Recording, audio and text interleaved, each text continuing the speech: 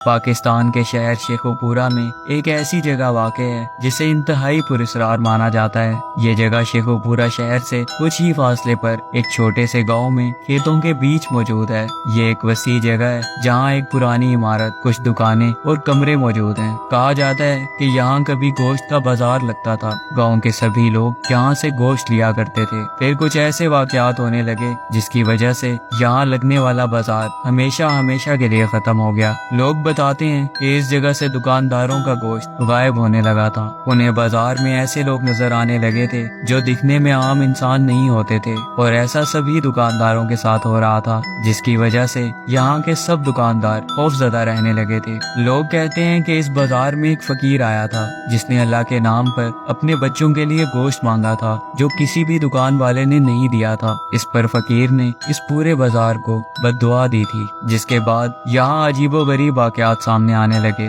جبکہ اس علاقے کے بزرگ یہ بھی کہتے ہیں کہ یہ جگہ پہلے سے پراسرار ہے، اور اتنی زیادہ پراسرار ہے کہ یہاں فصل اگنا بھی بند ہو گئی ہے، جبکہ اس کے ارد گرد چاروں طرف ہریالی رہتی ہے۔ علاقہ مکین اس بات کا دعویٰ کرتے ہیں کہ یہاں اکثر رونے کی آوازیں سنائی دیتی ہیں، اور خوف کی وجہ سے گاؤں کا کوئی بندہ اس جگہ کے قریب سے بھی نہیں گزرتا۔ اس پراسرار جگہ کو آج سے کئی سال پہلے خالی کر دیا گیا تھا، جو آج تک ویران ہے۔